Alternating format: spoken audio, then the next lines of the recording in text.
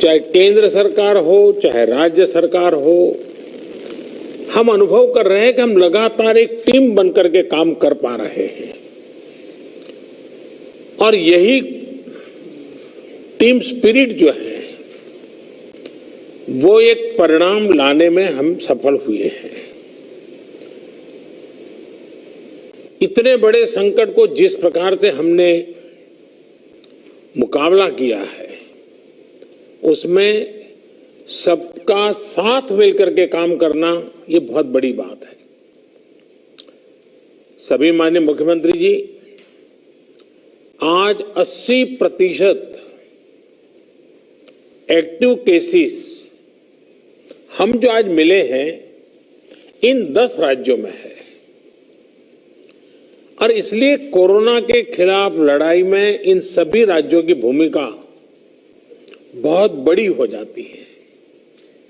आज देश में एक्टिव केसेस 6 लाख से ज्यादा हो चुके हैं, जिनमें से ज्यादातर मामले हमारे इन 10 राज्यों में ही है। इसलिए ये आवश्यकता लगी कि इन 10 राज्यों के एक साथ बैठ करके हम समीक्षा करें, चर्चा करें और उनकी जो बेस्ट प्रैक्टिसेस है, उन्होंने किस किस प्रकार के नए इनिशिएटिव लिए हैं, वे सबके ध्यान में आए, क्योंकि हर कोई अपने अपने तरीके से प्रयास कर ही रहा है। और आज की इस चर्चा से हमें एक दूसरे के अनुभवों से काफी कुछ सीखने को, समझने को मिला है। कहीं न कहीं ये एक भाव आज निकल कर आया है कि अगर हम मिलकर अपने इन 10 राज्यों में कोरोना को हरा देते हैं तो देश भी जीत जाएगा। साथियों, टेस्टिंग की संख्या बढ़कर हर दिन 7 लाख तक पहुंच चुकी है और लगातार बढ़ भी रही है। इससे संक्रमण को पहचानने और रोकने में जो मदद मिल रही है, आज हम उसके परिणाम देख रहे हैं। हमारे यहां एवरेज फर्टिलिटी रेट पहले भी दुनिया के मुकाबले काफी कम था। संतोष की बात है कि ये लगातार और कम हो रहा है।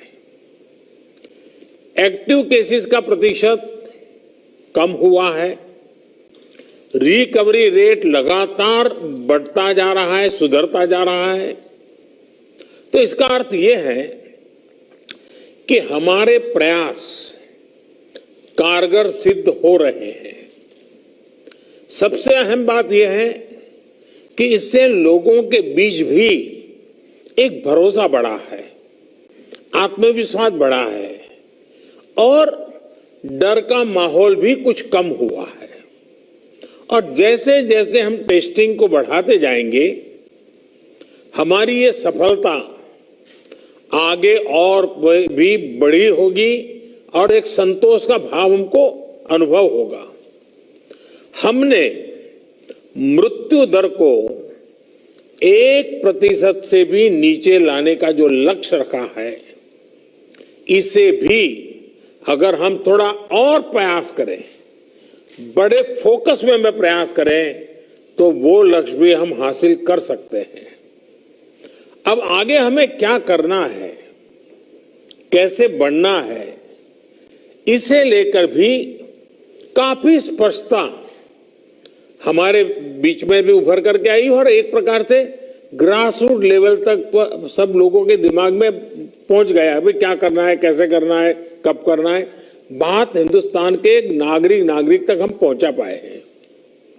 अब देखिए, जिन राज्यों में टेस्टिंग रेट कम है और जहां पॉजिटिव रेट ज्यादा है, वहां टेस्टिंग बढ़ाने की जरूरत सामने आई है।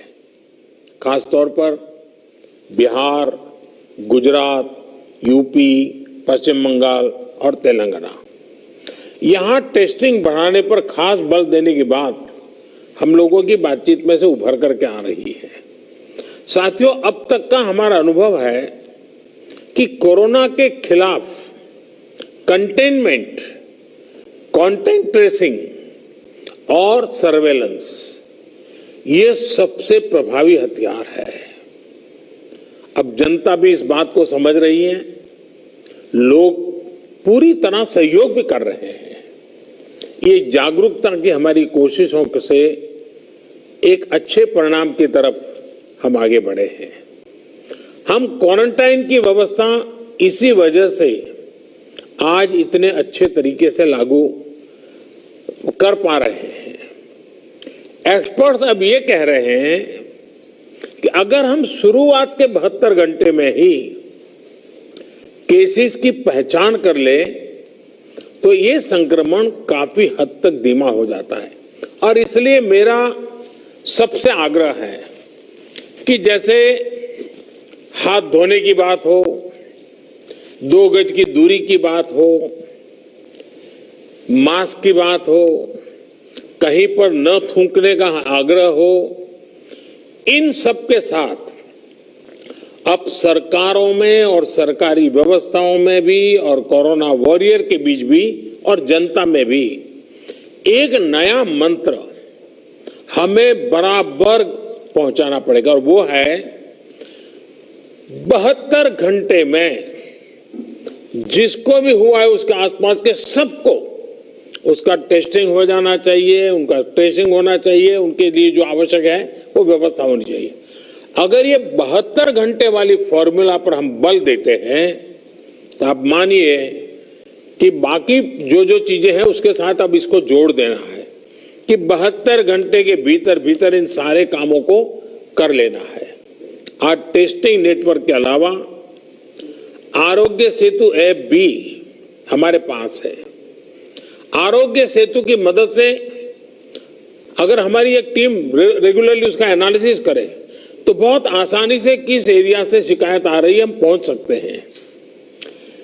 हमने देखा कि हरियाणा के कुछ जिले, उत्तर प्रदेश के कुछ जिले और दिल्ली एक ऐसा कालखंड आया कि बड़ी चिंता का विषय बन गया। सरकार ने भी दिल्ली में ऐसी घोषणा की कि लग रहा था कि बड़ा संकट पैदा होगा। तो फिर मैंने एक रिव्यू मीटिंग की और हमारे होम मिनिस्टर श्रीमान अमित शाह जी को नेतृत्व में एक टीम बनाई और नए सिरे से सारा अप्रोच किया। उन 5 जिलों में भी और शहर में भी, दिल्ली में बहुत बड़ी मात्रा में हम जो चाहते हो परिणाम ला पाए। मैं समझता हूं कि कितना ही बड़ा कठिन चित्र दिखता हो लेकिन सिस्टमेटिक तरीके से अगर आगे बढ़ते हैं तो चीजों को हम हफ्ते 10 दिन में अपने तरफ मोड़ सकते हैं और हमने अनुभव करके देखा है। और इसी रणनीति के भी जो मुख्य बिंदु यही थे, कंटेनमेंट जोन्स को पूरी तरह से अलग कर देना, जहां जरूरत पड़े वहां माइक्रो कंटेनमेंट का भी आग्रह करना, 100% स्क्रीनिंग करना, रिक्शा, ऑटो रिक्शा चालक और घरों में काम करने वाले लोगों को भी और अन्य हाई रिस्क लोगों की स्क्रीनिंग पूरी कर लेनी चाहिए।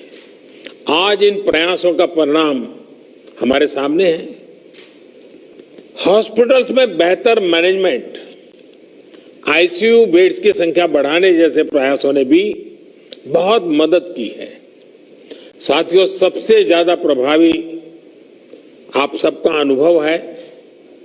आपके राज्यों में जमीनी हकीकत की निरंतर निगरानी करके जो नतीजे पाए गए, सफलता का रास्ता उसी से बन रहा है। आज जितना भी हम कर पाए हैं वो आप सबके अनुभव उसमें काफी मदद कर रहे हैं। मुझे विश्वास है कि आपके इस अनुभव की ताकत से देश ये लड़ाई पूरी तरह से जीतेगा और एक नई शुरुआत होगी। आपके और कोई सुझाव हो, कोई सलाह हो तो हमेशा की तरह मैं हर समय आपके लिए उपलब्ध हूं। आप जरूर बताइए और मैं आपको विश्वास दिलाता हूं, सरकार के सभी अधिकारी भी आज मौजूद थे। जिन जिन बातों का आपने जिक्र किया है, जिसकी चिंता करने के लिए कहा है, टीम पूरी तरह तुरंत ही उसको आगे बढ़ाएगी। लेकिन हम जानते हैं कि ये जो कालखंड होता है सावन भादो और दिवाली तक का, तो कुछ बीमारी का और बीमारियों का भी माहौल बन जाता है, उसको भी हमें संभालना है।